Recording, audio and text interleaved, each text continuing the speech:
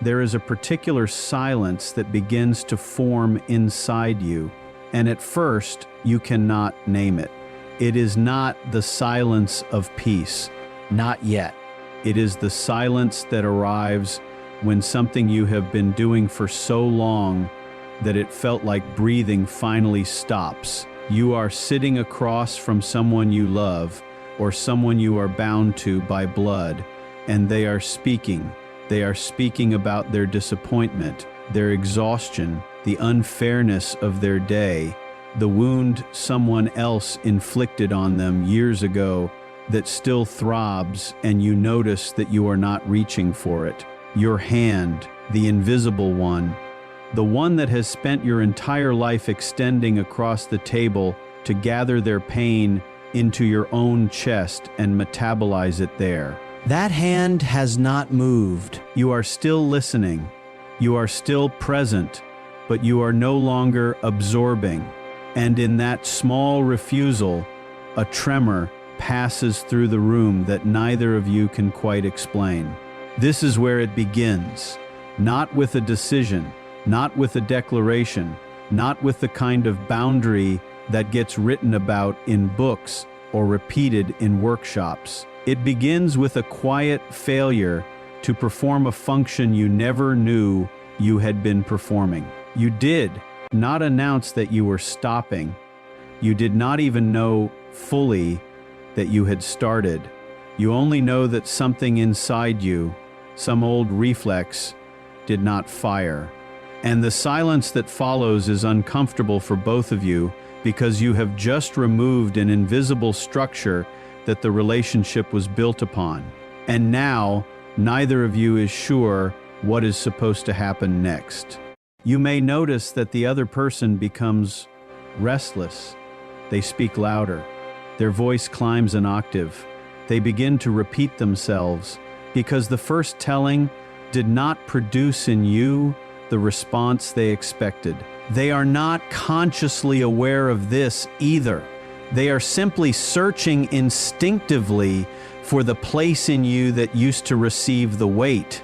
They are reaching for the soft ground where they could put down what they could not carry.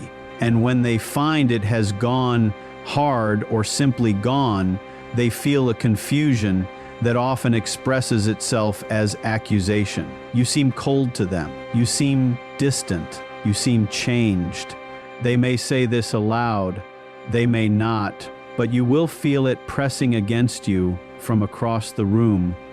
And the old reflex inside you will twitch, will try to come back online, because that reflex was you.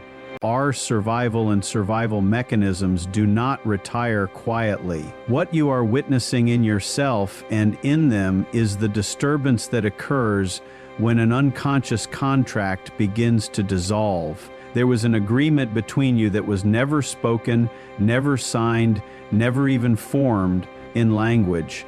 It was woven into the fabric of how you learned to be loved. And the agreement was simple. Though it was never simple at all, you would carry what they could not, and in exchange, you would be permitted to remain. You would be permitted to belong. You would be permitted to be considered good. The carrying was the price of admission to the family, to the relationship, to the room itself. And now, without ceremony, you have begun to set the price down.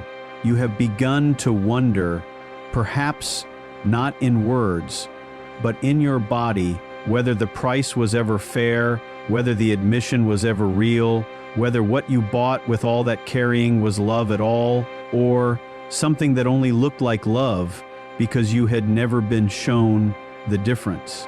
Jung observed that the psyche operates on a deep economy of exchange, and that nothing in the unconscious is given without something being taken. When you were very small, all you learned through countless unspoken transmissions what was permitted in the emotional atmosphere of your home and what was not. You learned which feelings produced warmth and which produced withdrawal. You learned which expressions of self brought you closer to your mother, your father, the figures who held the power to grant or withhold the sense of being held. And because you were small, and because the alternative to belonging was a kind of psychic death, you could not survive. You adapted. You did not adapt consciously. You adapted with the totality of a child who has no other option. You became the version of yourself that the atmosphere required. If your mother carried unprocessed grief, you became attuned to her grief. You learned to read the micro shifts in her face, the tightening at the corners of her mouth, the way her eyes would unfocus when something inside her was breaking open. You learned to soften your own needs in those moments, to lower your voice, to become smaller, to become useful.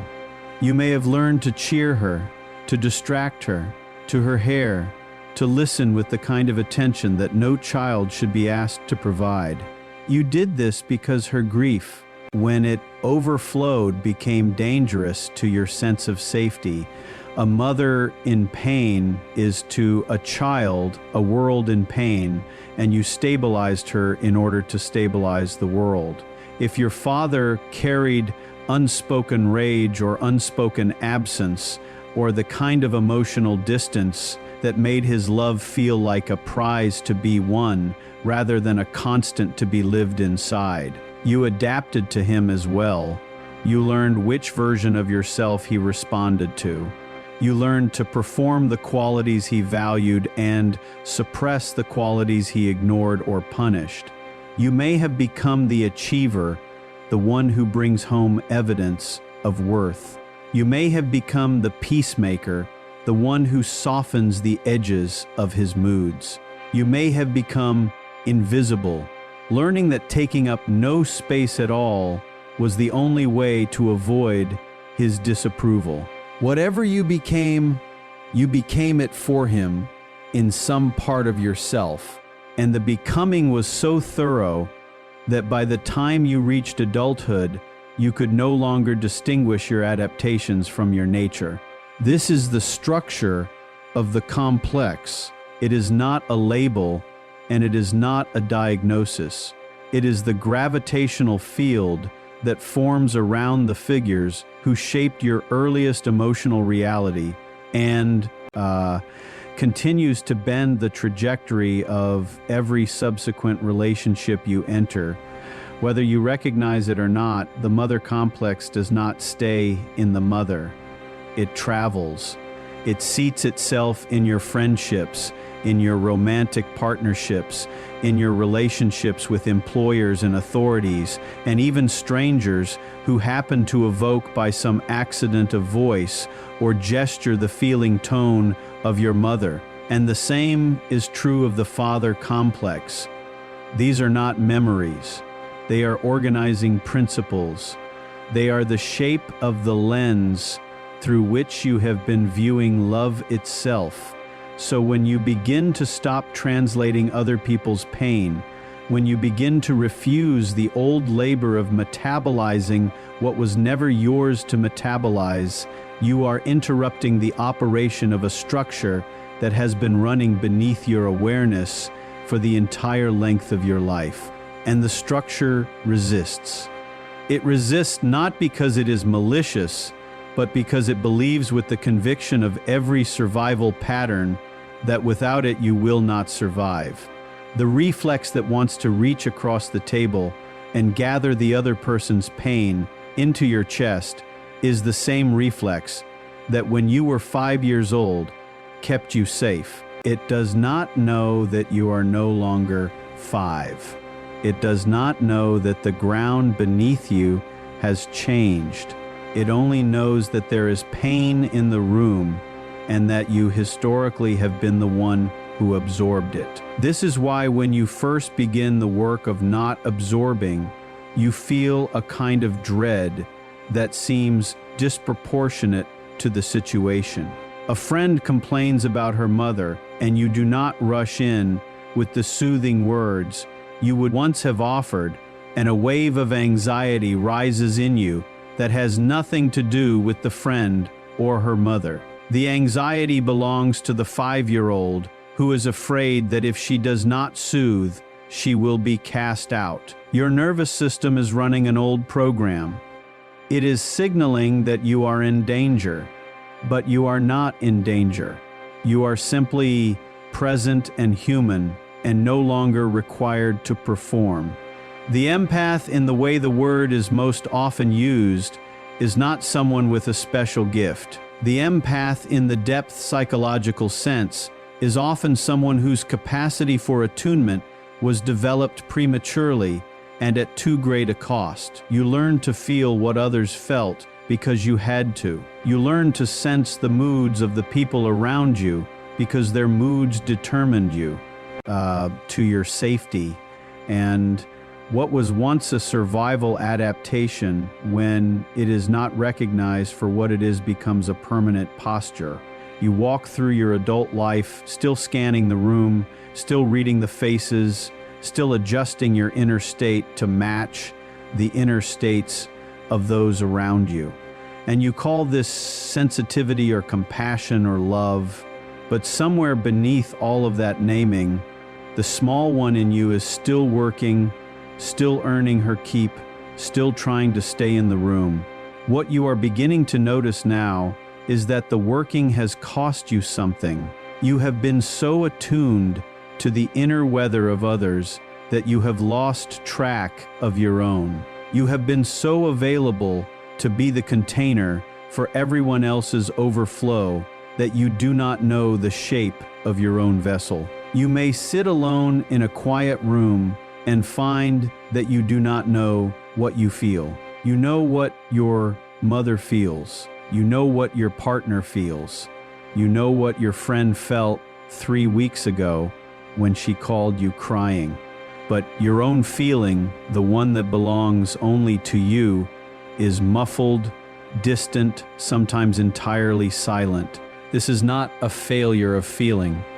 This is the consequence of a lifetime spent feeling on behalf of others.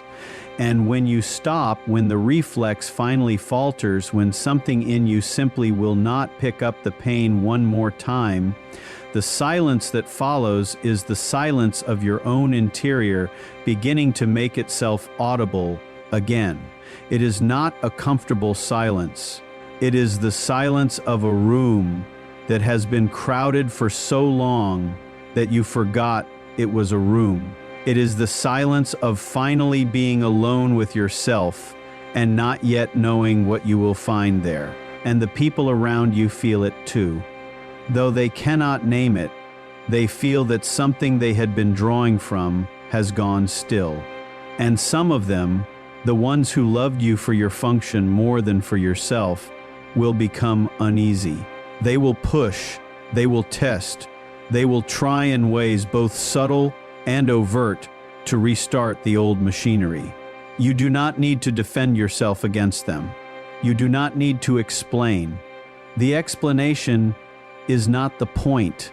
The point is that something inside you very quietly has begun to return to itself, and the returning cannot be hurried, and it cannot be performed for an audience, and it cannot be made to look any particular way.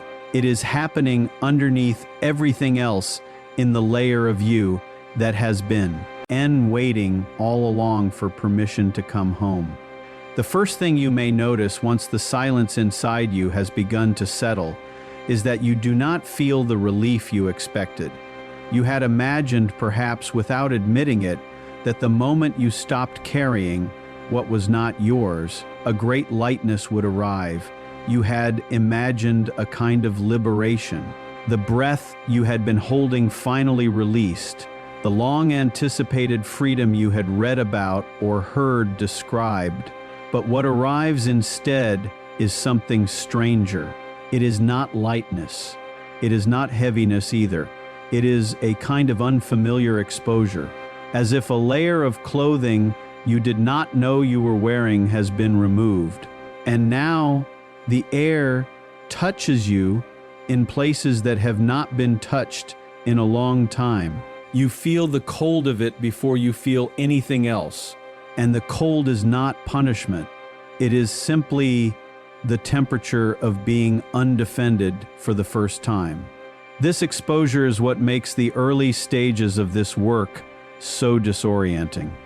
You expected to feel more yourself, and instead, you feel less recognizable. The personality that you had constructed, the one that was efficient at sensing and absorbing and translating, was not only a survivor, mechanism, it was also your identity. It was the way you knew who you were in a room. You were the one who understood. You were the one who held space. You were the one who could be counted on to make sense of the chaos in others. And now, with that function quietly going offline, you find yourself in the disturbing position of not knowing exactly what you are for. You sit in a conversation and notice that you are not performing your usual role, and you wonder, almost in a panic, what role is left to you. The question is not rhetorical, it is structural. You have been living inside a function for so long that the session of the function feels like the session of yourself. Jung understood this. He wrote in many forms and across many years about the moment when a person begins to encounter the difference between who they have been and who they are. He called the constructed self the persona, the mask we wear in order to navigate the social world. But what Jung saw more clearly than most was that the persona becomes pathological, not when it exists, but when it fuses with the ego. When the mask becomes indistinguishable from the face. The empath who has spent decades performing ional labor for others has often fused with the persona of the helper, the listener, the one who carries, and the unfusing of that bond, the slow separation of self from role, is rarely experienced as freedom in the early stages. It is experienced as a kind of grief. You may grieve without knowing why. You may find yourself unaccountably sad in the middle of an ordinary afternoon, sitting in your kitchen with a cup of tea that has gone cold while you were staring at nothing. The sadness has no clear object. No one has died. Nothing has happened. But something is leaving you, and the leaving has its own weight. You are mourning a version of yourself that you outgrew without ceremony. You are mourning the small one who learned to carry and who carried beautifully and who is now being asked to set the carrying down. That small one does not want to be set down. She wants to keep working. She is afraid of what she will become if she is not useful. And the grief is in part the grief of telling her that her job is over, that she may rest now, that she has been working for a very long time, and the work was not as necessary as she believed it to be, and she is allowed to come in from the company. LD. This is the texture of the early phase. It is not dramatic. It is not climactic. It is a slow internal repositioning, and it happens largely in private. In the moments between things, you are washing dishes, and you notice that you are not rehearsing. In your head, the words you will use to soothe someone later. You are walking to your car, and you notice that you are not bracing for the next demand. You are reading a message from a family member, and you notice that the familiar tightening in your chest, the one that always preceded your dutiful response, did not arrive the way it used to. It is not gone. It is quieter. It is no longer commanding you. And the absence of its command leaves a strange spaciousness that you do not yet know how to fill. In this spaciousness, the people around you begin to behave in ways that you had not predicted. Some of them simply continue oblivious because their relationship with you was not as dependent on your function as you had feared. They speak to you as they always have, and they receive what you offer, and they do not seem to notice that anything has changed. These are the relationships in which there was room for you all along, even if you did. I don't always take it. You may feel with these people a quiet, almost embarrassed gratitude that you had not seen earlier how steady they were. But there are others, and the others are the ones who reveal through their reactions. How much of the relationship had been organized around your absorption of their inner world? These are the people in whom you will see the sharpest disturbance. And the disturbance will not always express itself as hurt. Sometimes it will express itself as anger. Sometimes as a kind of cold withdrawal that mirrors the withdrawal they accuse you of. Sometimes as a sudden urgent crisis that seems designed, though they themselves would not know they were designing it to pull you back into the old position. The crisis may be real. The crisis may be invented. The crisis may be a mixture of real difficulty and unconscious manipulation, which is the most common form. But its function is the same: to reactivate the reflex, to remind your nervous system that there is pain in the room and that you historically have been the one to absorb it. You will feel the pull. You must understand this. You will feel the pull, and the pull will be strong, and the pull will sometimes be almost indistinguishable from love itself, because in the unconscious geography you grew up inside, love and absorption had become the same thing. To love someone meant to take their pain. To love someone meant to be available infinitely to whatever they were going through. To love someone meant to dissolve the boundary between their interior and your own, and to become a continuous emotional surface across which their feelings could move freely. This is what you were taught. This is what you took as the definition of intimacy. And so when someone in distress reaches for you and you feel the pull to dissolve toward them, you are not simply being tempted to resume an unhealthy pattern. You are being tempted by what your psyche has identified falsely but deeply as love itself. The disentangling of love from absorption is one of the most demanding pieces of work the psyche ever undertakes. It is not a matter of insight. Insight is not enough.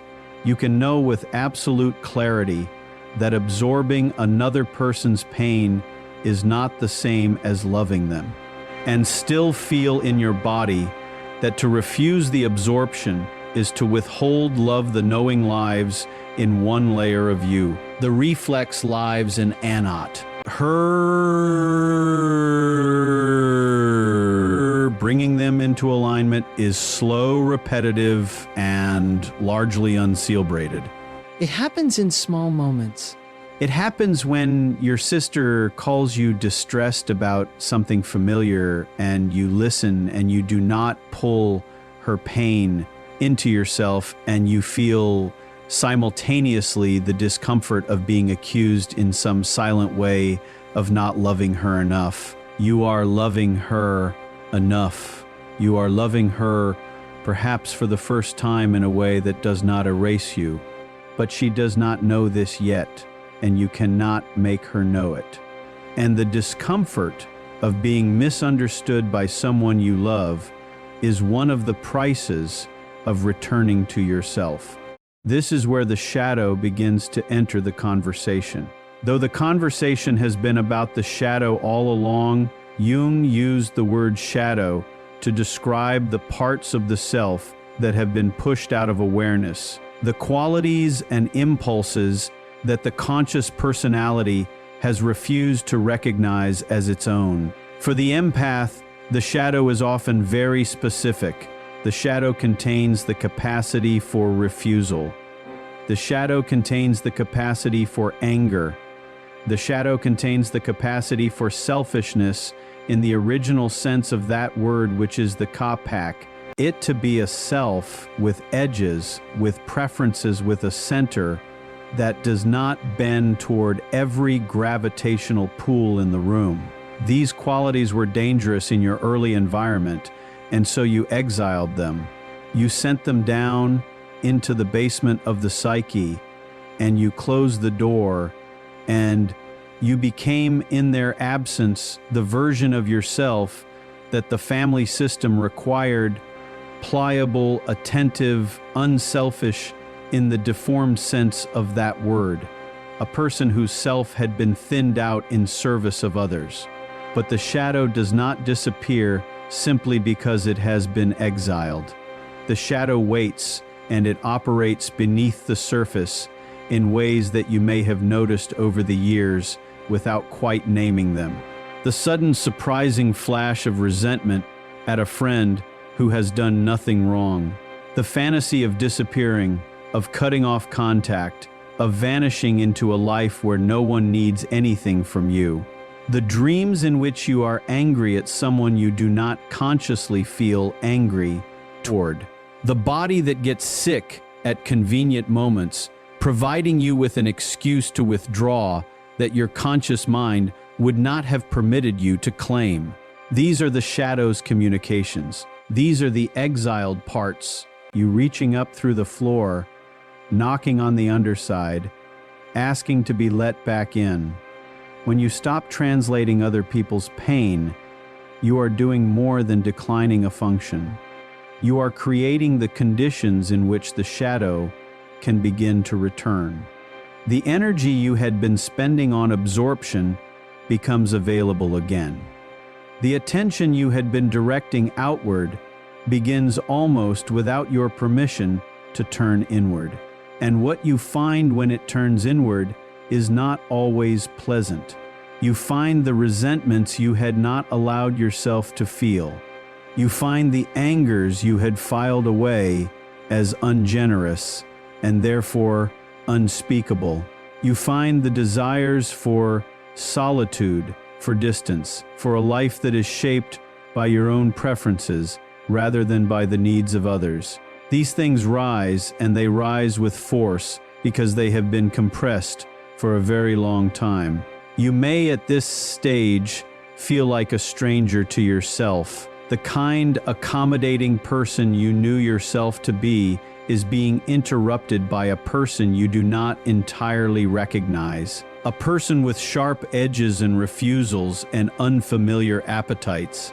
You may worry that you are becoming cold. You may worry that the work of returning to yourself is turning you into someone you would not have wanted to be. This worry is itself a remnant of the old structure. It is the old voice, the inherited voice telling you that any movement towards self is a movement away from goodness. That voice was installed in you long before you had the language to question it. And the voice will not go quietly. It will accompany you often for the entire length of this work. But the shadow is not the enemy of goodness. The shadow is the source of weight. A person without access to their refusal is a person whose yes means nothing. A person without access to their anger is a person whose love has no spine. A person without access to their own selfhood is a person whose presence in a room is a vapor that the people around them have learned to mistake for tenderness. The shadow is what makes you real. The shadow is what gives your kindness its substance. And the integration of the shadow, slow and uncomfortable as it is what begins to change the quality of your presence in the rooms you enter from this moment forward. There comes a point in this work, often without warning, when you begin to recognize that the same situation has presented itself to you many times, not the same situation in surface detail. The faces are different. The settings are different. The decade is different. But underneath the variation in costume, the structure is identical. the same emotional weather, the same tightening in the chest, the same internal bargaining, the same sense of being slowly drawn into an arrangement in which your interior is gradually expended in the service of someone else's unprocessed material. You may have called these patterns bad luck. You may have called them coincidence. You may have, in your more honest moments, wondered why the same kind of person keeps appearing in your life, why the same kind of dynamic keeps unfolding, why you keep finding yourself at the same point in the same kind of relationship, looking out the same window of the same psychological room you thought you had left behind years ago. Jung named this repetition, and he saw it clearly. The psyche, he understood, does not stop returning to unfinished material. It does not give up. It will arrange and rearrange the conditions of your life until the original wound has the opportunity to be seen and metabolized in a different way. This is not punishment, though it can feel like punishment when you are inside it. This is the psyche's deep and impersonal commitment to its own wholeness. The unconscious is not interested in your comfort. The unconscious is interested in your integration, and so it brings you again and again to the threshold of the same dynamic, hoping that this time, perhaps this time, you will not cross it in the old direction. The repetition compulsion is one of the most disorienting phenomena to encounter in oneself, because it reveals that the patterns you have suffered through are not entirely external. Something in you has participated in their construction, not consciously, not maliciously, but participated nonetheless. There is a part of you that recognizes the moment you walk into a room, the person who is going to evoke the old material. There is a part of you that orients toward them, that softens at the edges, that begins almost immediately to perform the small attentions that signal availability. You did not decide to do this. The orienting happened beneath the level of decision. By the time your conscious mind understood that this was another version of the dynamic you had told yourself you were finished with, you were already 3 months into it. This is hard to admit. It is hard because it disturbs the narrative you may have been carrying about yourself, the narrative of the kind person who keeps being mistreated by less kind people. That narrative contains some truth. There are people in the world who exploit the openness of others, and you have likely encountered some of them, but the narrative is incomplete because it locates the entire problem outside yourself. And as long as the entire problem is outside yourself, the entire solution is outside yourself as well. You are reduced to hoping that better people will arrive. You are reduced to waiting for the world to send you different material, and the world will not send you different material, because the world is not the source of the pattern. The pattern is being generated in part by the unfinished work inside you, and it will continue to be generated until that work is approached. What was the reward then? Because every repeated pattern has a reward. Even when the pattern is painful, the unconscious does not invest energy in arrangements that produce nothing for it. There was something you were getting from the position of the absorber, the translator, the one who carried.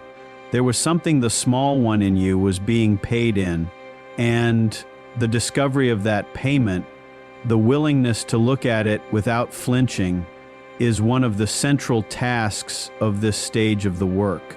The payment often was the maintenance of an old hope. You did not enter these dynamics in adulthood for no reason. You entered them because they offered you in disguised form the chance to complete something that could not be completed in childhood, if your mother was unable to see you. You were drawn to people in whom you could try again to be seen if your father was unable to receive you. You were drawn to people whose unavailability matched his, so that you might this time finally pierce the unavailability and receive the response that had been withheld from you. Each new relationship in this category was secretly an attempt to revise the original story. You were not simply repeating, you were trying to repair, and the repair was always organized around the same fantasy that if you carried enough, attuned closely enough, gave fully enough, the unavailable person would finally turn toward you and see you and meet you in the way the original figure had not. This is why the patterns have been so difficult to leave. They are not merely habits, they are pilgrimages. Each time you entered one, you were walking in some buried part of yourself toward a meeting that you have been trying to have for your entire life. And the discovery that the meeting will not occur, no matter how skillfully you carry, no matter how much of yourself you offer, is one of the most sobering recognitions a person can arrive at. It is the discovery that the original wound cannot be closed by the proxies you have been seeking. It is the discovery that no current person, however much they resemble the original figure, can deliver what the original figure did not deliver. The wound lives in you, and only you can stand at its edge and tend to it. And attending will not be done by anyone else. No matter how loyally you serve them, this recognition, when it arrives, fully produces a particular kind of stillness. It is not despair. Though it can resemble despair in its first hours, it is the stillness of releasing a hope you did not know you had been holding. You had been organizing your life in some quiet underlayer around the possibility that the right form of devotion would finally produce the response you had been waiting for. And now you understand that this is not how it works.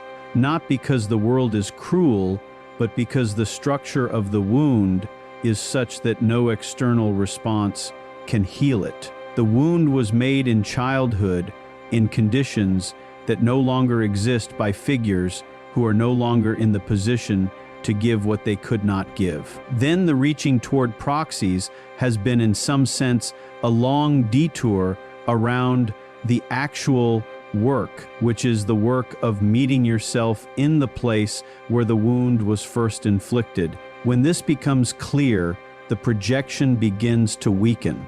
Projection is the mechanism by which we place inside other people the contents of our own psyche, especially the contents we cannot bear to recognize as our own.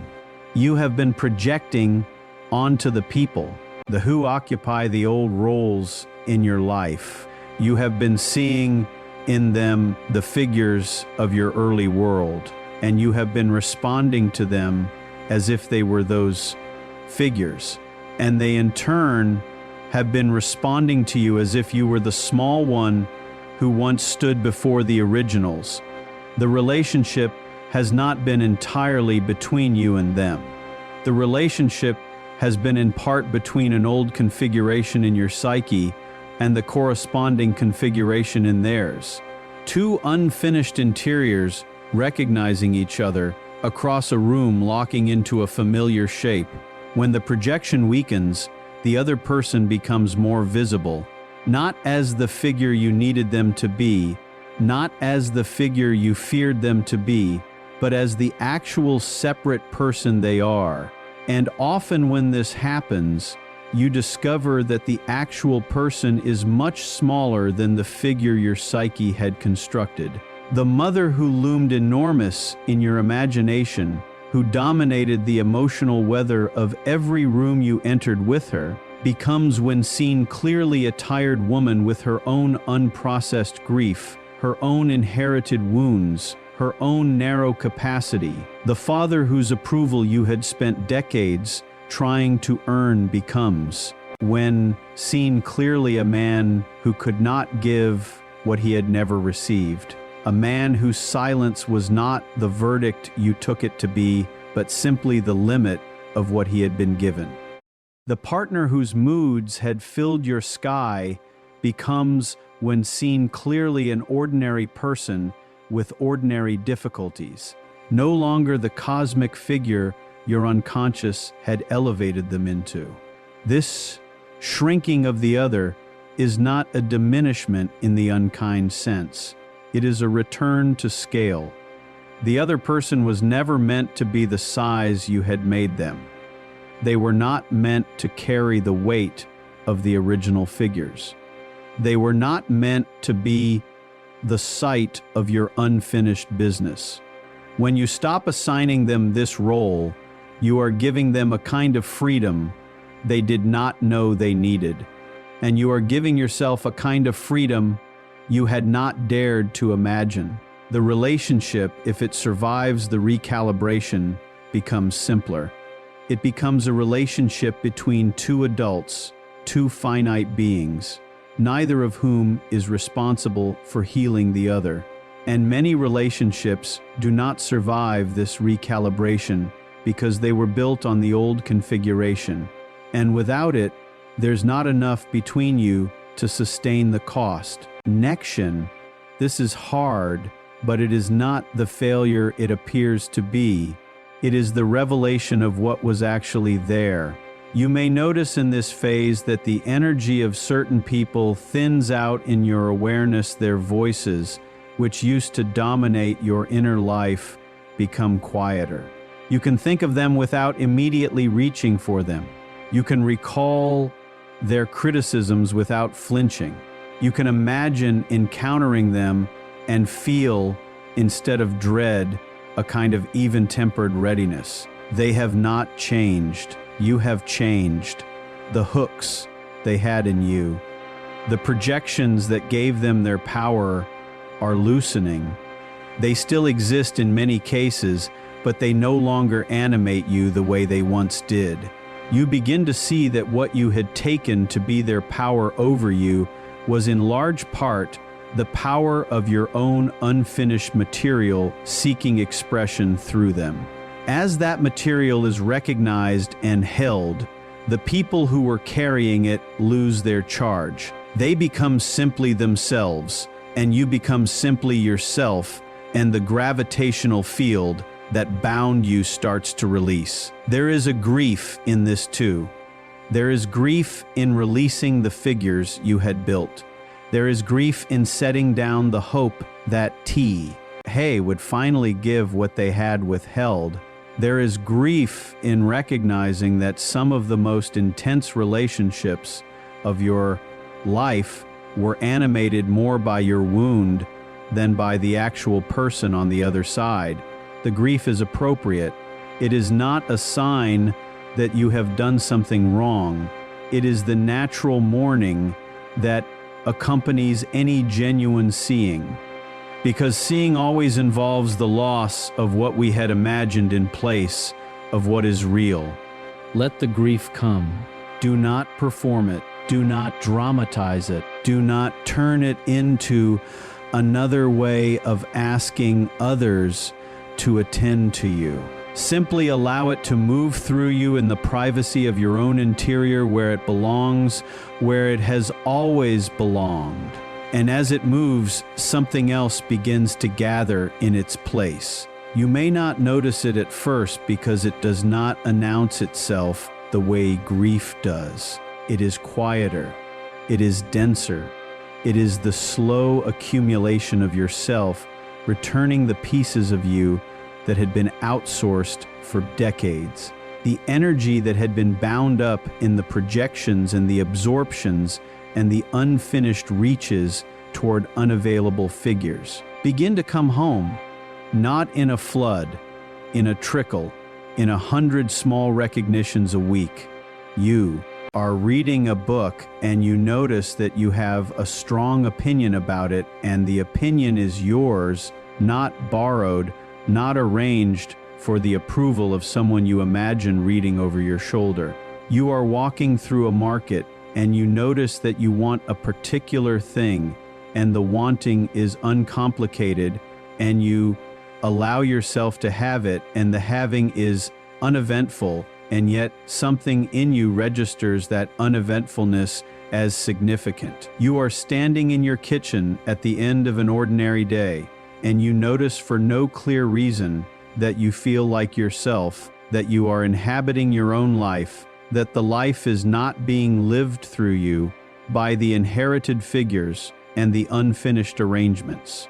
It is being lived by you, and the you that is living, it is finally beginning to coincide with the you that you actually are. The strangest part of returning to yourself is how unceremonial it is. You had imagined, perhaps, that there would be a moment of crossing, a clear threshold, a felt sense of having arrived. You had imagined that the people who had once held power over your inner life would notice, that the world would register the change, that some external acknowledgement would mar. Rethink the difference between who you were and who you have become. But the return does not happen this way. It happens in ordinary rooms, on ordinary afternoons, in moments so quiet that you almost miss them.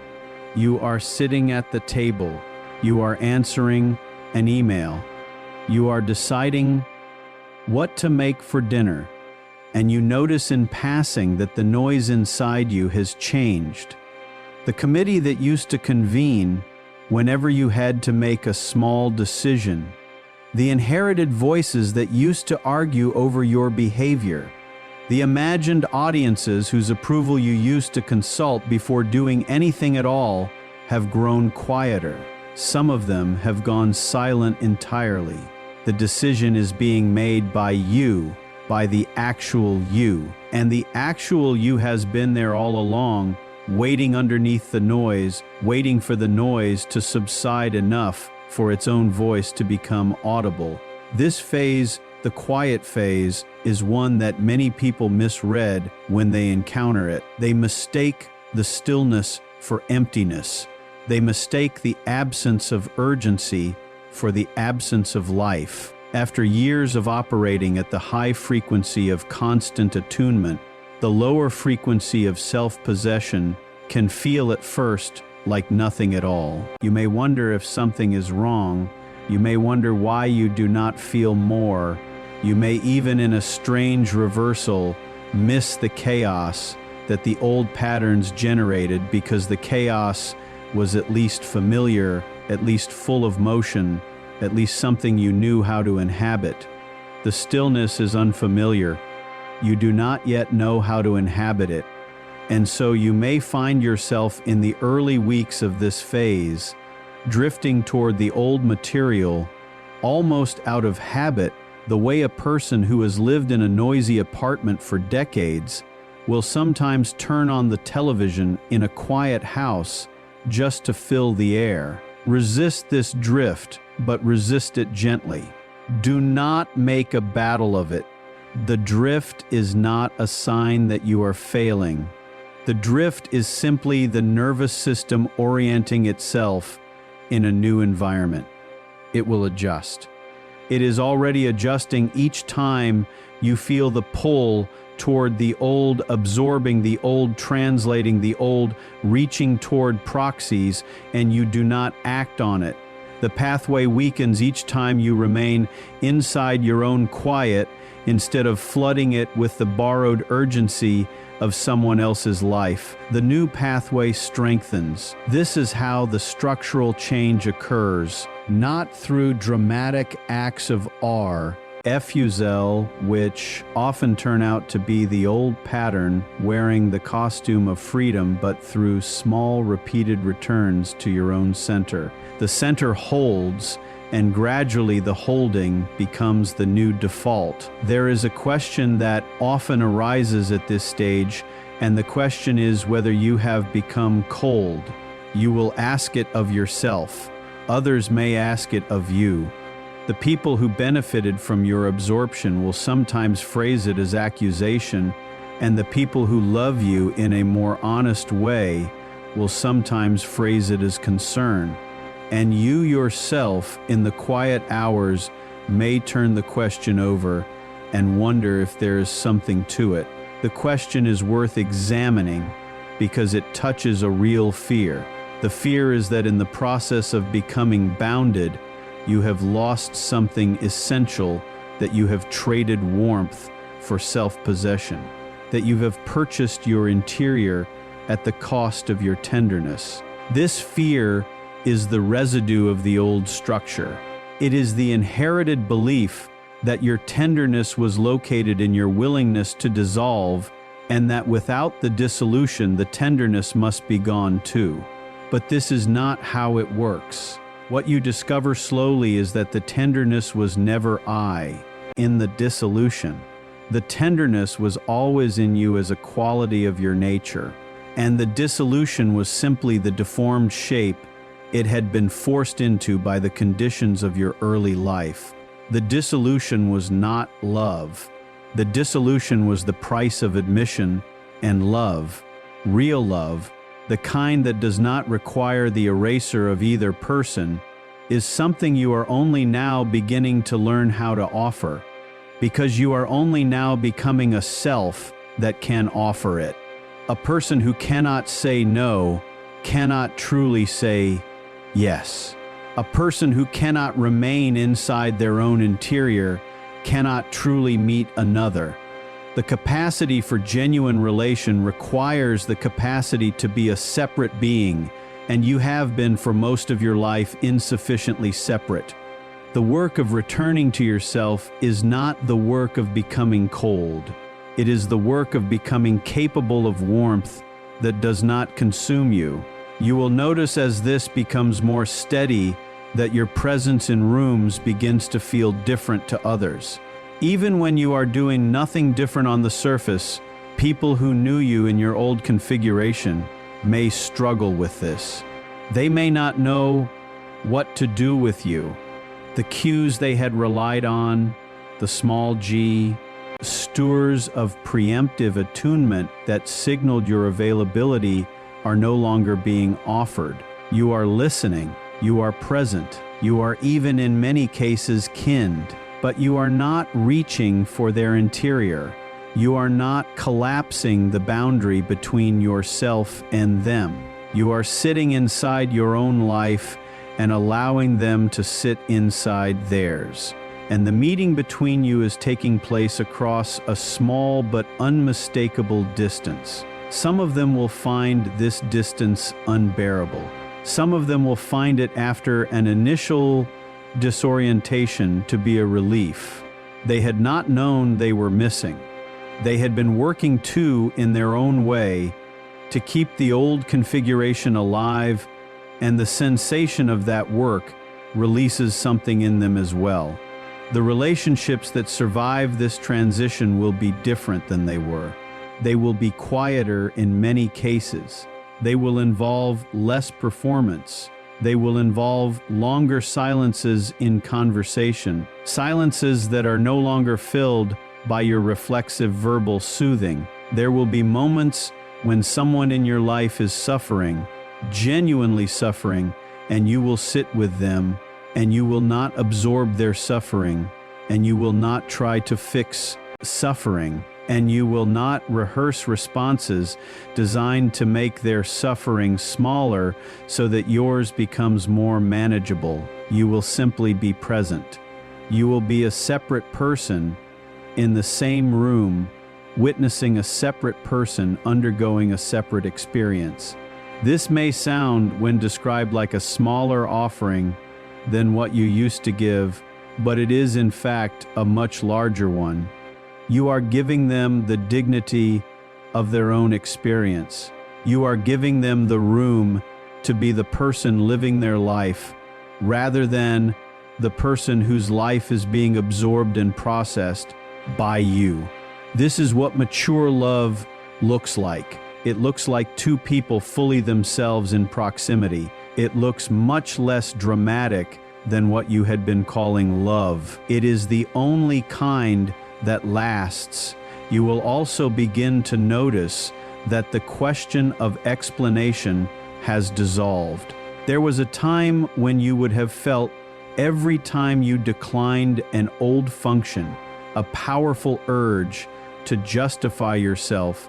You would have wanted the other person to understand. You would have wanted them to see that you were not abandoning them, that you still cared, that the change in your behavior did not signify a change in your love. You would have written long messages in your head, sometimes long messages in your phone, explaining the new configuration, hoping to be understood.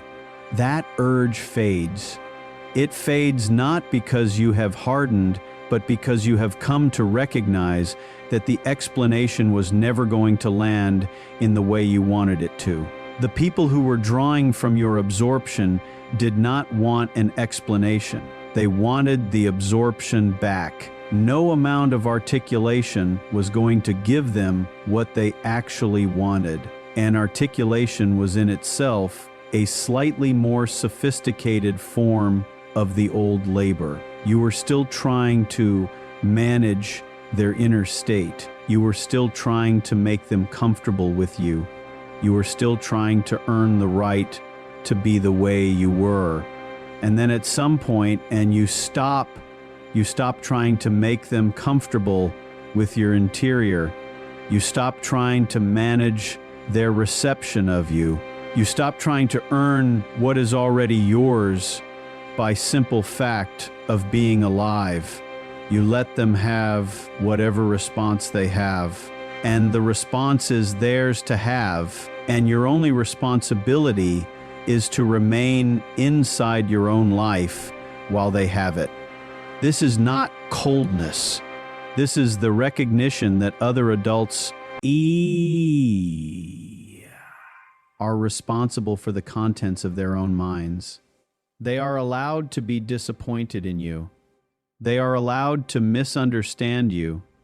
They are allowed to write entire stories about who you are now that have very little to do with who you actually are. You cannot prevent this, and you no longer try to. You have your own life to attend to, and the attending is enough. You will be misunderstood by some people for the rest of your life. This used to feel unbearable. It now feels simply like one of the conditions of being a person. There is a quality you will begin to notice in yourself in this period, and it does not arrive all at once, but it accumulates like sediment. It is a quality of being weighted. You sit in chairs differently. You walk through doorways differently. You enter conversations differently. There is something inside you that has settled, that has come to rest at its own actual center of gravity. And this settling produces a kind of physical and psychological density that you can feel, although you would have difficulty describing it. The old you was lighter in this respect, but it was the lightness of a person without ground, of a person whose interior was perpetually pulled toward whatever weather was strongest in the room.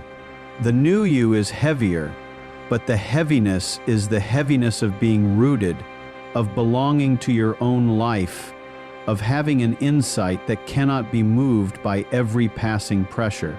This is what inner authority feels like. It does not feel like authority over others.